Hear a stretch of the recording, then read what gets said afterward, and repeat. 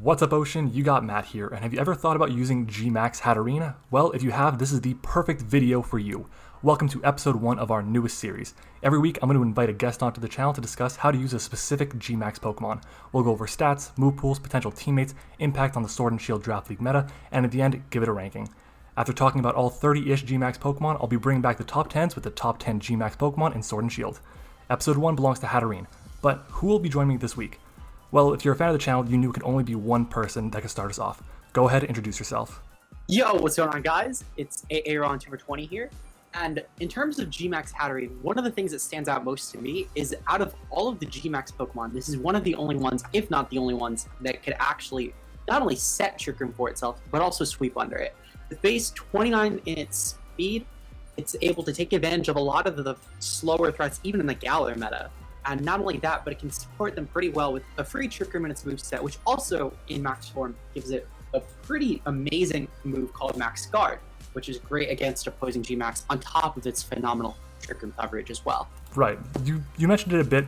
The stats on GMAX Hatterene work perfectly for a powerful special Trick Room setter. The 29 speed is absolutely phenomenal, but its attack stat, its special attack stat rather, at 136 is insane on top of all the powerful GMAX boosted moves that you get. My god, this thing can really break teams effectively under Trick Room. Looking at its move pool though, what do you think is the most, valuable thing in its moves? So, the most valuable thing in its move pool will be Mystical Fire. Yes. A lot of Psychic types got the addition of Mystical Fire this generation, which is great for them because it gives them an option to actually defeat Steel types, which before, when they had Hidden Power, that was the best they had, and this is just a stronger Hidden Power Fire for it, essentially. On top of that, in Max, it's allowing itself to Sun Boost, which helps get around a lot more of the specially defensive Steel types such as Corviknight that would otherwise take a hit before Sun Boost. They take around 70% after it, which is phenomenal if you're really trying to go for a Trick Room sweeping. On top of the fact that it can also stack with its own Psychic terrain that it can set thanks to Max Mindstorm, and the fact that going for its other stab fairy, unlike normal Dynamax Mons, can go for Confusion instead of setting Misty Terrain, the Hatterene can click its stabs extremely freely in GMAX without having to harm its terrain or weather setting that it gets through moves. Right, its move pool, it's not that diverse, but it's really, really solid. Mystical Fire and Dazzling Gleam and eventually GMAX Smite when you're in your max form is amazing coverage. Very few mons actually resist the combination of Fire and Fairy. It's actually, I believe, only like 20 mons in the Sword and Shield meta, and it's like 20 mons that are usable. It's honestly incredible. The best part about it is that even without its Gigantamax form, Mystical Fire is an amazing move, so it can really allow Hatterene to set up that Calm Mind or that Trick Room effectively if something's planning to switch in, especially if it's more of a special mon that's coming in to check it. I really like Hatterene's move pool. One of the coolest things though that it has is access to Nuzzle. It's a move that I have kind of come to hate a little bit, but also love because of the 100% chance to paralyze, wow. And I think it's a very underrated move that it has. I would say on top of Nuzzle, Hatterene also has some nice utility through the move Knockoff, which is great for getting rid of stuff such as Assault Vest or other items that might harm Hatterene from actually being able to sweep through a team, especially in Trick Room. So it's definitely really cool in that department. Hatterene honestly has so many different options, but majority of the time you're probably running Trick Room with Calm Mind and 2 other moves or probably 3 other moves. It's unlikely, especially for a GMAX Hatterene, that you'll be running the full 4 moves because you do want to make sure you can underspeed your opponent in Trick Room. But one thing that is important to note though is Hatterene needs support, just like every Pokemon does. So what are some potential partners that you see as being for Hatterene? What type of Pokemon would be good to pair with Hatterene? So looking through the Galar Dex pool in general, one of the biggest strong suits to Hatterene is, of course, it is one of the only GMAX Pokemon that can set and actually abuse Trick Room. So in the off chance that your opponent has an actual way around Trick Room Hatterene, great option to pair with it would be a slower wall breaker. Stuff such as Conkeldurr, Groudon, Melmetal are all phenomenal options in that department because they can definitely wall break through a lot of special walls with pretty much no effort at all. On top of that, also in general, a really good Steel type is great for Hatterene, especially when you're switching into stuff such as opposing Psychic hits. If you, let's say, set your own terrain, a lot of Steel types can switch in on that for you. On top of also a really good Dark type that will also help, again, with opposing Psychic types trying to take advantage of terrain. 100%. I also think that a ground type is very important. You look at what Hatterene is weak against. You have Poison, you have Steel, and you have Ghost. Ground helps out with 2 of those, and we mentioned it before, but mostly fire types are what's going to be coming in on Hatterene because they resist the combination of fire and fairy, and no other single type does that. So having a ground type that can check those as well is very important.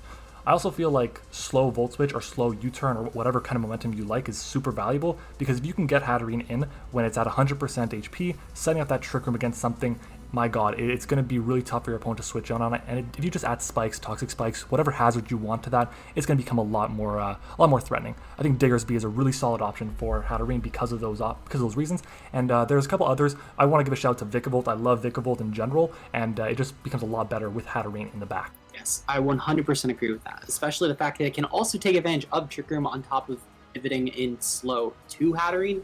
Make sure that you're not letting it take any damage. It's a very phenomenal partner for GMAX Hatterene. There's one last mod I do want to give a shout out to, and that's a Dugtrio, because like I had said before, poison, fire, and steel types, Dugtrio can trap them and get rid of them, which is honestly invaluable for Hatterene. Getting rid of at least 1, maybe even 2 of its weaknesses, it's going to be a huge problem for your opponent to deal with this Pokemon. So, we've already talked about its potential partners, its stats, its move pool. Tell me about its ability. Magic Bounce is incredible, but what about it makes Hatterene a better Pokemon? So one of the biggest perks to Hatterene having Magic Bounce is the fact that it doesn't need to worry about stuff such as getting paralyzed and getting toxic, which at the very least in Paralyzed, you might say to yourself, well, Hatterene's a Trick Room Pokemon, wouldn't it enjoy being half speed? Well, it would, except for when you're G-Maxing it, you also don't want to get fully parried and waste some of your G-Max turns. On top of this, not being able to get Toxic is great, or even not being able to get Taunted is great, because you can guarantee get off stuff such as a Mind, or even Trick Room, because of the fact that you don't have to worry about those sorts of things. Honestly, it's not the greatest ability in the world, but just having Magic Bounce on your team really forces your opponent to think twice. Do I want to set up hazards right now? Do I want to make prediction by going for a Steel, Poison, Ghost move, whatever? It causes that 50-50, which is always important, and really plays with your opponents. One thing that we do need to point out here is that Aaron and I have both been in the APA leagues. I've been in the Academy, Aaron in Maine, and the rules there was that GMAX Pokemon could only hold a Pokeball. And while that has its merits, GMAXing without an item makes the Pokemon worse. So how much better do you think Hatterene becomes when it can use items, and which items do you think would benefit Hatterene the most? So Hatterene is one of the few G-Maxes that isn't necessarily as item reliant as something like, let's say, a Charizard or a Butterfree, but it does still definitely benefit, of course. As mentioned before, it's a really good Trick Room Sweeper, and with G-Max up, having the Life Orb actually makes or breaks a lot of damage rolls with Hatterene, especially when you're adding Psychic Terrain and Sun for Max Flare. It definitely does make a noticeable difference. Otherwise, some really good items on Hatterene, of course, would be stuff such as Chesto Berry, which makes rest sets a lot more viable since Hatterene doesn't get recovery outside of berries and leftovers otherwise. Leftovers and berries, of course, are really nice, whether they're resist berries or just super berries. I wouldn't really run any other items on GMAX Hatterene, maybe an Assault Vest once in a blue moon, but overall, you're not really locking into any choice variants on a GMAX Mon anyway. Yeah. So compared to others, it's definitely a lot less item dependent, though. I definitely agree with that. I had a few items on my list. The first one was the Assault Vest because of Hatterene's ridiculous coverage in terms of utility. We mentioned it had Nuzzle. There's options for Dark Pulse, Dazzling Gleam, whatever. But Leftovers is very useful because once you have that huge amount of HP that you get from Gigantamaxing, it really helps with Hatterene's poor HP stat in its regular form. So that can be beneficial, doesn't force you to run the Rest and Chesto Berry set. And the other option I found was Weakness Policy, actually. A lot of the time, I feel like Gigantamax Pokemon gets the rap of just, let's attack this thing with a super effective hit to do as much damage as possible. If you put a Weakness Policy on this, you don't need to run the Calm Mind. You'll get your +2 boost in special attack, you have your Trick Room, your 3 coverage options, and bam, you're good to go. So I actually agree with Weakness Policy. I'm not sure why I didn't actually think about that, but Weakness Policy would be phenomenal in a Pokemon like Hatterene that is so bulky even before GMAX. So even if you were to switch it in and your opponent happened to predict, you could probably still take at least a hit and then max up and get one more attack off with your +2 in offenses, which helps Hatterene a ton. Definitely is a really threatening Pokemon for sure, especially with a Weakness Policy. So we're nearing the end of the video, and at this point I just want to see, where would you rank GMAX Hatterene compared to other GMAX Pokemon? I want you to rank it from 1 to 10, with 10 being the best of the best and 1 being the worst. So what do you got? So Hatterene, in my opinion, is one of the very few GMAXs that you're extremely advantageous for grabbing. With how much the GMAX meta ranges, and especially with one having as good of a GMAX move as Hatterene does, being the berry type specifically, confusion chance, on top of also having the Psychic Terrain boosting and the Flare boosting. And it has other options too, such as it has coverage for grassy terrain, dark options to lower SPDF to hit harder overall with your options. It's a pretty scary GMAX Pokemon in my opinion. I don't think it's the very best, but I do think it is at least among the top 5 in my opinion. So I would definitely give this like a 9 out of 10, I would say.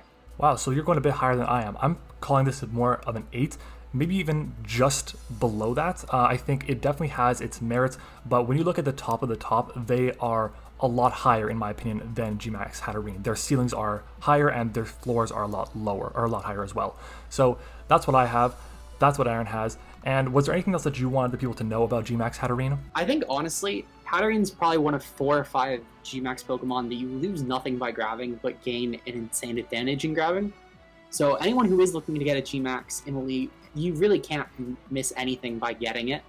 I think it's an extremely free pick if you're into Smons that can set Trick Room, and just Trick Room in general. I think it's a really, really good pick for, or even just as a defensive Pokemon. It's with GMAX, it's a pretty solid defensive option. Definitely is. One thing I do want to mention though, and it's something that you actually told me, was drafting GMAX Hatterene or picking it up in free agency is basically like giving yourself another tier 1 Pokemon, because regular Hatterene on its own is pretty damn good. It's either tier 2 or tier 1 in a lot of different drafts that I've seen, and putting the GMAX on top of that makes it so valuable. So I do want to thank you for that. You gave me the option. You said, hey, give it a shot, you'll like it, and I really did enjoy it in the APA. Yeah, it's really nice, to be honest. I've personally enjoyed it a lot. Well, anyways, that's it for now. We hope you guys learned a lot about GMAX Hatterene and competitive Pokemon. If you enjoyed the video or learned something new, make sure to leave a like on the video and subscribe to the channel for more videos just like this. Next time around, we're covering Snorlax, and if you'd like to vote on the Pokemon we cover on episode 3, click on the straw poll link in the description or in the comments. Your choices are Duraludon, Dreadnought, and Lapras. The link expires in 2 days from when this video goes up, so get your vote in while you can. Once again, I'd like to give a huge thank you to AARON2420. Make sure to go and sub to his channel for more awesome content, and check him out on Twitch and Twitter as well. His links are in the description. Thank you all for watching, and we'll see you on the next one.